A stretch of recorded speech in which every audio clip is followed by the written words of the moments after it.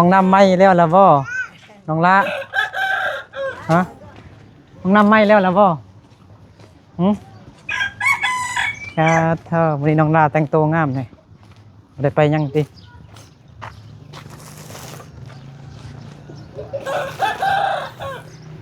เธอยิ้มเลยกินขนมติเอาจีเด้อก่อนต้องไปสาวกับสบายดีพี่น้องเนาะตอนนี้มานึกอยู่บ้านของน้องละมาอัปเดตห้องน้ำของน้องละอีกแล้วพี่น้องเนาะเบิ่ง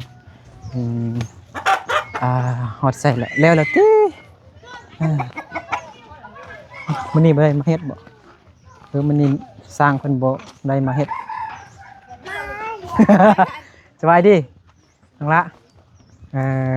วันนี้น้องละบ่ได้ไปให้บ่ก็เลยแต่งตัวสวยมากเลยแม่บ่ได้หนังฮัตตื้อเอ้าเมื่อยแห้งเลยเมื่อวานนี้เมื่อยโอ้เมื่อวานนี้น้องไปปั่นบักเดือยพี่น้องเนาะกับค่ำขนาดเลย8 โมงดึกว่าซั่น8 โมงค่ำ8 โมงแรงป๊าโธ่วันนี้ไอ้เคยบ่มาเฮ็ดบ่มานี่พี่น้องเนาะห้องน้ำของน้องลาแล้วใส่เลยยังบ่ได้เจาะอันนั้นเถื่อหูอันนี้บ่ยังได้เจาะค่ะเอามาเบิ่งทางในดูมาเบิ่งทางในก่อนเห็นบ่2 คูณ 3โคตรกว้างเลยนี่ยังอีก2 แผ่นไปพี่น้องเนาะแม่น2 แผ่นกำลังไปซื้อฮะไปซื้อบ่ซื้อเท่าก็ได้เอาไปแล้วดิฮะไปซื้อแล้วนะมื้อนี้นะอ๋อมึงกินบ่ไอ้เอาเงินอยู่ไสเงินน้องลา5บ่เป็นจังไดเงินน้องจางบ่แม่นอ๋อปาโธไปมื้อนึงนี่ยังบ่ได้แพ้สังกะสี2 แผ่นเท่าก็ได้อยู่เส้นสังกะสีลาวเส้นมื้อ70 แผ่นเท่าใด80หรือ70แสน4โอ้เงินยังเหลืออยู่ 60,000 แม่นน้องลาไปจ้างเงินนี่ได้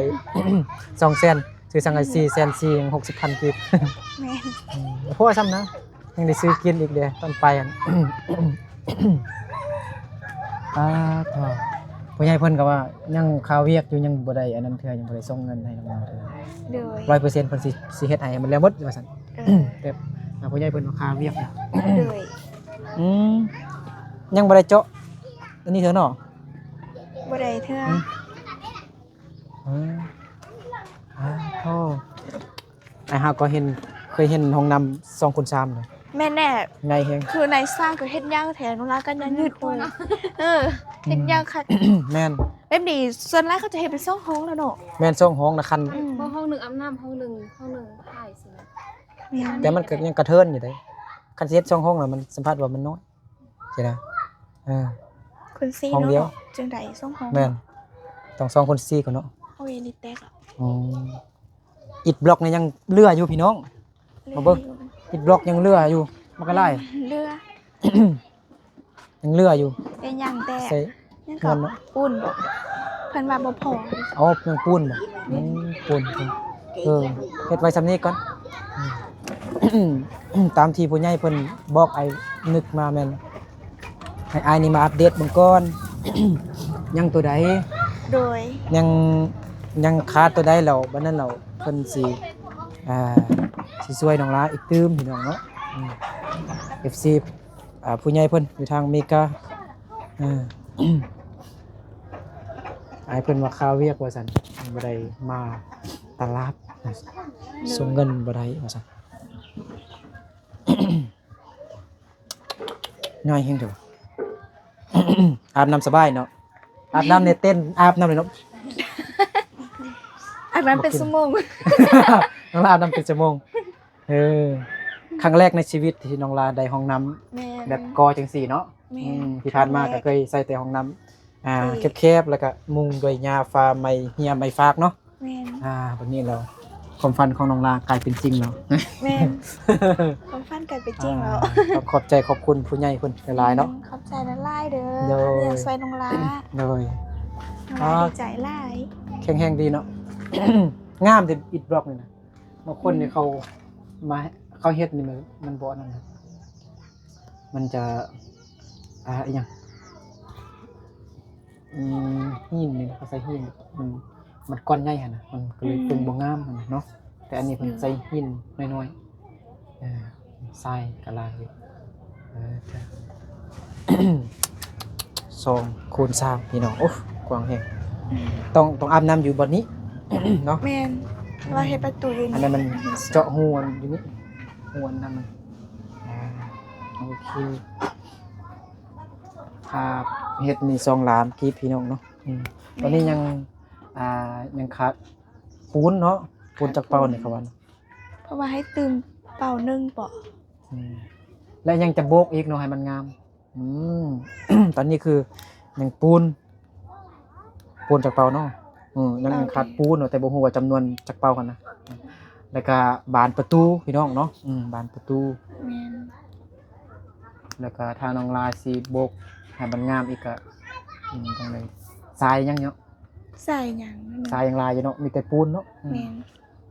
สิมาโบกมาลึบอิฐบล็อกนี่นะเป็น โดย งามเลยน้องลามักสีหยังแหมว่าเรื่องสีแล้วยังบ่แล้วเด้อ สีห้องน้ำ สีห้องน้ สีมันงามสีชมพูบ่ ำสีฟ้าบ่ สีฟ้าบ่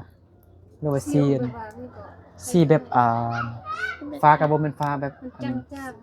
แบบจางๆจืดๆเทาๆมันบ่มันมืดๆจังหน่อยเนาะสีฟ้ามืดๆเนาะมันบ่ บ่นี่คล้ายๆคือคล้ายๆคืออันนี่น่ะเนาะมันบ่ แม่น คล้ายๆแบบ แม่น ปูนนี่นะทรายก็มักอยู่แบบนั้นเป็นสีแบบแข็งๆดีเนาะ เบิ่งได้ เบิ่งแล้วแบบมันแข็งๆดีซั่นซะ โดย โอเคผู้ใหญ่เพิ่นให้มาอัปเดตห้องน้ำให้น้องละอัปเดตห้องน้ำน้องละให้ผู้ใหญ่เพิ่นเบิ่ง โดย เมื่อวานนี้ก็ว่าสิมาอัปเดตให้ผู้ใหญ่เพิ่นเบิ่งแต่ว่า เมื่อวาน น้อง นี้ ลาบ่อยู่น้องลาไปให้เมื่อวานนี้กินเสฉวนเพิ่นเลยไปเย็งเด้เพิ่นน้องปลายงกับน้องดวงใจกับบ่กล้ามาว่าซั่นอายว่าซั่น บ่กะ เออ เมื่อวานนี้แม่ก็บอกว่าไอ้มาหาแต่ว่าน้องบ่อยู่ สบายดี ก็สบายดีแหละ สบายดีไว้เด้อสบายดีทุกคน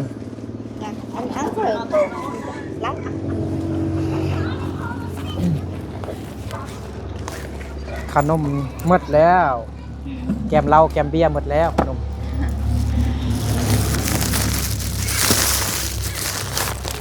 วันนี้เปลี่ยนขนมเนาะขนมกุ้งมันนี่นะมา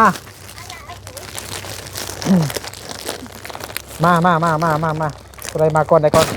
ชัวร์ดีเอาดิ ไปดิอ้าวดิได้เอาได้ ได้เอาก่อนหน่อยได้ เอามากินกุ้งมาอันนั้นเอาเลยว่านั้น อ้าว นั่งเอานั่งอ่ะ พุ่นมาเลยนั่นนี่ยืมมือหันแล้วโอ้ยประดาน้องชงน้องเกียร์ เอา เอ้าผู้นี้บ่ฮักก็ได้เนาะมีเงินซื้อขนมกินแล้ว เพลงเอาไว้ ป้าโถยืมมือมาแต่ไกลๆขนมหมดแล้วอ้าวน้องเกียร์อ้าวขอบใจเนาะขอบใจเด้ออ้าวทำน้อย ตัวนี่ซดเต็มโป๊ะ อ้าวยังผู้ใดบ่ได้ยกมือขึ้นเพิ่ม มัน อยู่ใส่น้องชุ่ง ได้เหรอ ยังผู้ใดนี่ เอาเลย เอาอีกก็ได้เอา ไม่เอา เอาคนมาแต่ช่องโพ อยากได้ช่องชงเนอะยังผู้ใดเอาเลยบ่เอาเนอะอายบ่ฮะ ที่อาย ฮะอยากได้หลายบ่เอาหมดซะฉันน่ะไปได้เนอะเอาอายผู้ลาเนี่ยเนาะ แหน่ เอาหมดเลยเจ้ามายิ้มแย้มแจ่มใสมาเอาเองเด้อเอา2-3 ธง 4 ธงกับตัวเมื่อกี้ยันได้เอา เอาย่าง ละเอา ต้องย่างมาเอาเด้อไอ้บ่ย่างเฮาเด้อต้องย่างมาเอาเลย แสดงความกล้าหาญเด้อเอา แล้วได้ยัง จับมือมาดูคำน้อยตัว จุง ก็ มา มา จุงมา จึงมาไอ้ลองไปหามึง เอ้ยนี่เหรอ อ้าวนี่เราบ่นี่โอ้ยขี้อายแห้งเนาะเอาคำน้อย ตัว เอาไป ก็ ให้ จะนื้อมา ไอ้วายโอ้ประเด็นมีย่างแต่ยางยืดไอ้รีบนี่เอาลองละขนมไข่ เด้อ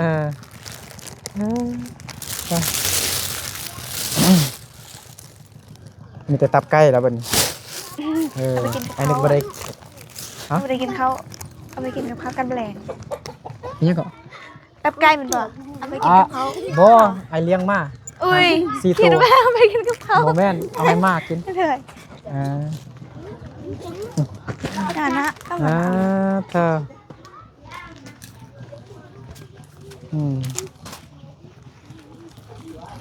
เอาให้ไม่เท่ากินน้ำเด้ไม่เท่ากินพอดีขนมเบิดแล้วเมื่อกี้เอาให้น้องอัปปงเลยโดยอยากจะตับไก่ได้ดินี่บ่นึกกับซาวลีเลี้ยงมาลายสิตับไก่ไปให้มากิน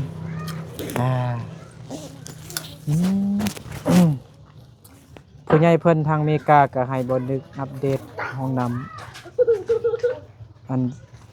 ผู้ใหญ่เพิ่นก็โทรมาตั้งแต่มื้อวานมื้อก่อนนี่แหละเพิ่นมาอัปเดตห้องน้ำน้องลาให้เบิ่งแน่ว่าซั่นเนาะเพิ่นขาดอีหยังก็ปะไว้ก่อนบ่ต้องเฮ็ดเทื่อคันบ่ฟ้าว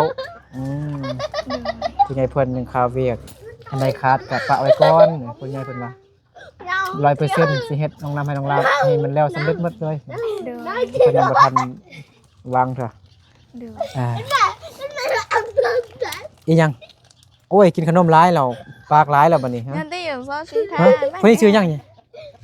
เม่ง เม่งเม่งผู้นี้เด้ ที่อยู่ ผู้นี้เด้กินขนมหลายแควบ่มีจักเล่มหรอก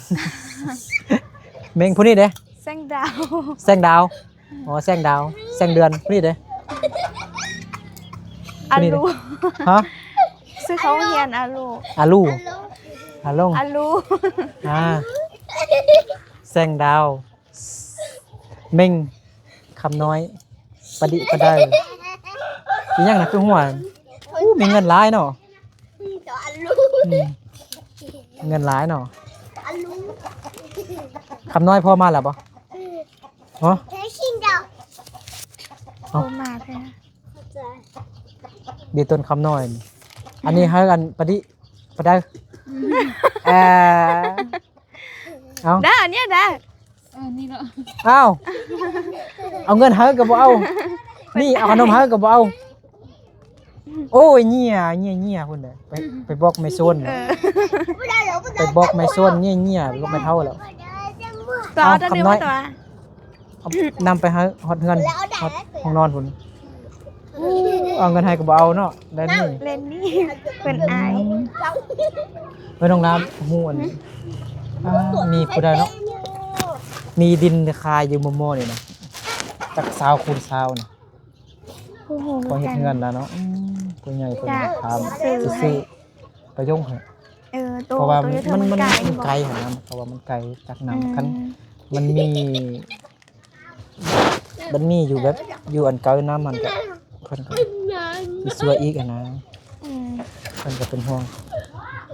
ส่องไว้น้องหั่นนี่ขับปงไปยงไก่น้ำไก่หงเฮียนไก่อะไรหยัง แมนเก่าเฮีย ไก่หานขนม ไก่โอ้ย ยังกับไก่เบิดไก่ไฟฟ้าอีก ทุกอย่างเลย ไก่ทุกอย่าง ไก่ตัวยาง ไปโรงเรียนบ่ทันแล้วเนาะ แมน เลิกโรงเรียน 11 โมงไปฮอดเฮือนกินข้าว2 นาที กลับมาบ่ทันได้พักผ่อนซ้ำเฮือนอยู่ไกลโรงเรียนพุ่นย่างไปก็โอ้บักไกลๆแล้วเป็น20 นาที กาบ่ได้ลงท่ามเบิ่งว่าจะมีโพค่ายบ่ สงครามก็ได้ยินแม่น้องปาเย้งเว้าเมื่อวันนี้ว่าอันเพิ่นว่าสิย้ายไปอยู่หมู่บ้านอื่นบ่อยู่ใกล้ๆอันกุ้มหั่นนะกุ้มบ้านนะ เอาว่าขายอยู่ว่าซั่นแม่น้องไปเบิ่งเว้าร้อยปลายล้านบ่ โอ้ แต่บ่ฮู้ว่าตำแหน่งดินมันจะเป็นลักษณะแบบใดหั่นนะพื้นที่เป็นอันใดหั่นนะแล้วก็ขนาดกว้างยาวจักเม็ดหั่นนะผู้ใหญ่เพิ่นก็เคยถามให้ชัดเจนอีก มีบอนเดอร์อยู่ก็อยู่แคมป์ทางเพิ่นจมเบิดแล้วเนาะแต่ว่าบ่ฮู้ว่าเพิ่นจะค่ายเท่าใด อ๋อเขาว่าสิขายอยู่บ่ แม่นติดไปว่าค่ายอยู่เพิ่นก็อยู่ทางย่าไปทางไผสาธนะ อืม ติดอยู่ เขาติดป้ายขายใช่ เอ มั้ย อ มันอยู่ใกล้บ้านบ่ บ่ไกลนะ อยู่ผู้ดีจะ ฮอดใกล้กุมบ้านบ่หรือว่าบ่ใกล้ ไกลกุน ใกล้ บา กุม น บ้านอ้าวแต่มันติดกับทางรถเนาะ แม่น ก็สะดวกสบายอยู่ ทาง เนาะ รถยัง มันก็อยู่แคมป์ห้วยอยู่ ไกลนิดหนึง ใกล้ๆอยู่แต่ว่ามันบ่ได้สูงเนาะ แม่นบ่ได้สูง ก็ ซื้อมัน คันเจาะน้ำบาดาลกับ แม่น พอ บ่ มี อน น้ำหั่นน่ะเนาะ บ่อนนั้นมันก็เห็น บ่ เขา ไกล โจรน้ำอยู่มีน้ำสางอยู่ อืม น้ำสางเสา ใช่อยากจังได๋อยากลองทำในบ้านผม แม่น ลองรับ อั ไป น นำ นี้ เลย น่ะ ไปลองทำในบ้านจังได๋ ดูได้ เพราะว่าเพิ่นให้ทำบางทีในบ้าน แม่น น้องประยงเว้าเมื่อกี้ว่าอันตะกี้เนาะอันในบ้านเพิ่น ด้วย ซื้อดินร่วมอ่ะนะ ซื้อไว้ในบ้านเพิ่นซื้อไว้แล้วตอนนี้ในบ้านเพิ่นว่าสิขาย100 ล้านนี่ต่างๆนี่ อืม แต่ก็เบิ่งมันสมเหตุสมผลบ่ว่ามันราคา100 ล้านนี่มันขนาดมันจะกว้างบ่หั่นนะว่า โดย มันแคบแล้วมันราคามันแพงก็มันผสมเนาะ อยู่มอนี่ส่วนหลายมันบ่ค่อยมีบ่อนดินกว้างแล้ว เพราะว่าเพิ่นเฮ็ดเฮือนติดกันบ่เนาะยังได้อยู่กายคนยังบ่ได้เบิ่งเทื่อว่าสิมีบ่ บ่คันประมาณ5-60 ล้านก็พอฟังอยู่ แม่นเท่าร้อย หลาย นี่มันกับเพลงอยู่ ว่าถ้ามันกว้างมันซ้ำดินของน้องล้านนี่ซะเบิดนี้100 ล้านสิ บ่ฮู้ว่าผู้ใหญ่เพิ่นสิซื้อให้น้องประยงอยู่เบิ่งเพราะว่าผู้ใหญ่เพิ่นก็ให้ถามเบิ่ง อืม มันกว้างบ่หั่นมันกว้างยาวจักเม็ดน่ะนะ โดย ตำแหน่งดินมันสิเป็นจังไดมันคันมันยังอยู่เนิ่นๆก็มันบ่คักแล้ว แม่ ได้ เสียเงินได้ปรับหนาดินอีกโอ้คือดินเก่าหั่น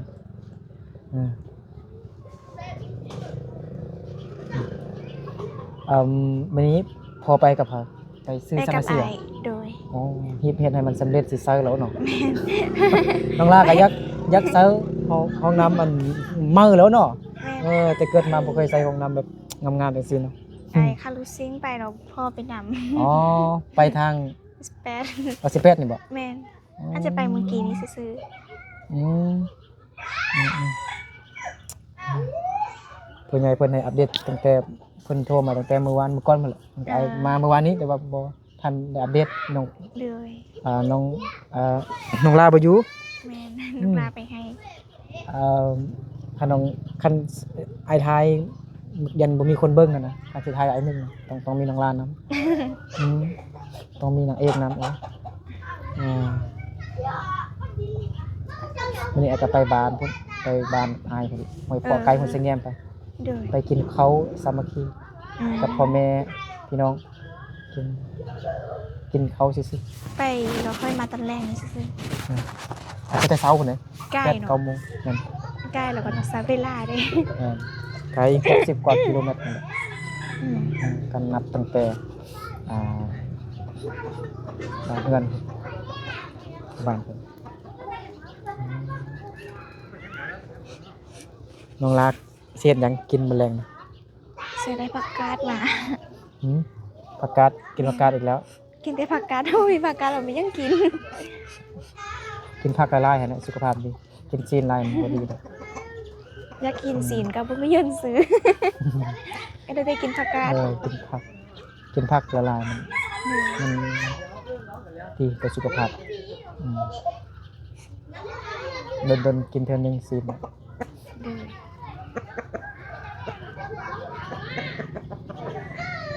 นี่ซีนเต็มอยู่หน้าเดินนี่ซีนเป็ดนี่ซีนไก่บ่อึดบ่ยากนะซีน อยาก ตัวใหญ่เรา ได้กินอยู่ ตัวใหญ่เรายิบค้ากินเลย แม่น มันสิสิ้นเปลือง เลี้ยง ต้นกิน อิหยังก็มัน ใหญ่ บ่ กว่าต้นขา มันบ่ใหญ่ ได้ จัก เห็น เทื่อนะมันก็ตึกซ้ำนี่แล้ว แม่ มันสิสิ้นเปลืองน้ำบาดาลน้องเป็นจังไดคือเก่าบ่ คือเก่า น้ำบ่ออกลายบ่ พี่สั่นลงสั่น บ่ให้เพิ่นมาเฮ็ดเบิ่งว่า เขาแป้งหรอ บ่ได้แป้ง อืม เฮ็ดจ้องเบิ่งเพราะว่าน่ะมันออกแต่ได้เดียวบ่ฮอดครึ่งบ่ฮอดครึ่งสำนาแล้วมันบ่ออกแล้ว อืมอายก็บ่เอาน้ำให้เด้อนะ อันนี้น่ะ อืม ถ้าเฮาไปอาบนี่ได้อยู่เพราะว่าทุกคนเนี่ยใช้ไฟฟ้าด้านเดียวเนาะถ้าจะได้อาบก็อาบนำกันใจ บ่ นำ ก กั ระ น จาย ซื่อก ระจายค่าไฟนำกัน ๆ หั่นน่ะ แม่นถ้าอาบก็อาบได้ อืมอืม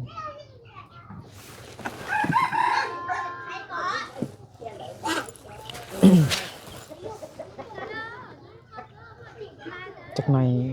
น้องลาก็ว่างอยู่บ่ ว่าง ทำพยาบาลเป็นไงเนาะทำพยาบาลเป็นไงทำกินเลย ไปถ้ำดิน คือว่าบ้านก็ได้ไม่น่าก็ได้อาจจะโทรหา เดิน โทรถามเอาเบอร์นำของประยุกต์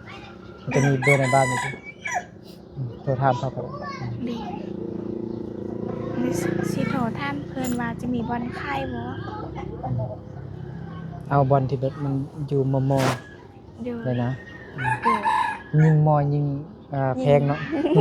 ยิงมอยิงแพงเลย แม่นยิ่งมอยิ่งแพง อ่า พอเดี๋ยวนี้เพิ่นก็ติดเรียกมอหั่นแหละเพราะว่า มัน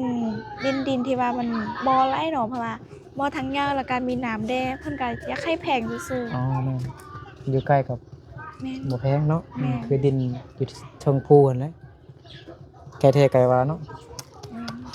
ตั้งอยู่จอมดอย จอมเขาปะเด้อปะเด้อ เด้อ รอเนาะโอ้รอเนาะรอ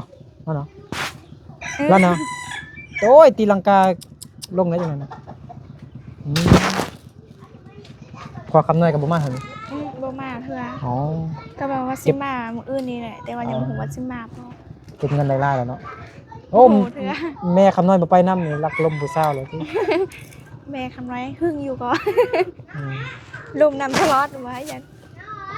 น้องซาร่า เห็นอายแล้วบายยกมือบายจังไหนกันยังมาพี่เลยจะเข้ากล้องเลย เออ มึงสลาหัวบ่ โหอยู่รูมผลอยู่บ่อนอ่ะ อืม ไปทางเงินไปโรงมันบ่ไปดินเป็นบ่ อ่าอยู่บันไดหัน บอนขึ้นภูอะนะ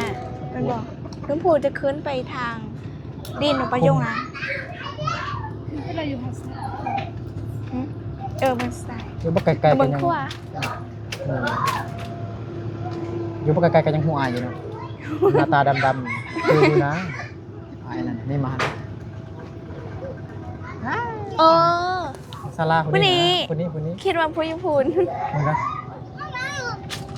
ผู้นี้ คิด ส ว่า ลา ผู้ญี่ ขอ ปุ่น งเพลงบ่เป็นเพลง แมน เต้น อืม เต้นในเวที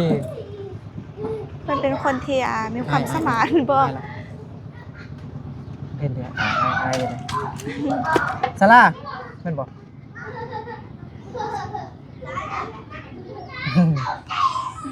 บ่แม่นเด้อซาร่าเนาะแม่นน่ะบ่เป็นดารามันพูด13ปีแล้วซาร่า โหซื่อ เอ้า ดี มีผู้หนึงกับซาร่าก็คือกันเด้ เป็นไหนพูดน้องว่านะ น้องผู้น้อยๆที่น้องบ้าน เพิ่งคิดว่าผู้เป็นผู้ ผู้นี้ นั้น นี่บ่แม่นซาร่าน้องน้องยังวะซาร่าคือกันบ่ซาร่าคือกัน จากอยู่บ้านเดียวกันเดี๋ยวโหซื้อกัน มายงชงกล้วยนะ แม่เมื่อกี้ไปเปฟื้น ก็อ้ายไปนำไปยงสบายดีเต็มหอบซองมาส่งกล้วยไอ้ลานน่ะไม่รู้อ่ะ โอเคไอ้กลับก่อนเด้อ โดย เคือนในบ้านเนี่ยตามที่ผู้ใหญ่เพิ่นฝากมาบอกบอกน้องลา บ่ต้องน้อยใจเด้อ บ่ได้ใจดอก สำลีน้องลา ให้ ก็ สิช่วยน้องลา ไล่สุดแล้ว ให้น้องให้เฮ็ดน้องน้ำน้องลาให้มันสำเร็จเลยแหละ โดย สิแต่ว่าเพิ่นบ่ว่างเพิ่นหาเวียก โดย ให้เพิ่นมาเพิ่นสิฝากเงินมาช่วยเฮ็ดน้องน้ำน้องลาให้มันแนวหมดแหละ โดย แต่น้องลาสิฟ้าวซื้อแล้วพี่น้องเนาะแล้วก่อนแล้ว เดี๋ยวตอน เรี นั้ ย น กว่า ไป ติด เซา หนี้เรียกว่าติดหนี้เขาก่อนติดหนี้กันโอเคเด้อกลับก่อน โด เด้อย โอเคขอบใจขอบคุณผู้ใหญ่เพิ่นในไลน์เด้อเนาะที่ช่วยซัพพอร์ตน้องลามาตลอด แม่นเข้าใจหลาย ขอบใจทุกคนเนาะ ๆแม่น ซีเบิ เข้า ร์ด ใจ สิ ทุก คุ คน ณ เลยที่ อ่า ช่วยเหลือน้องลา กลับแต่แท้เด้อวันนี้เด้อน้องละ โดย บ๊ายบายเจอกันใหม่พี่น้องเนาะบาย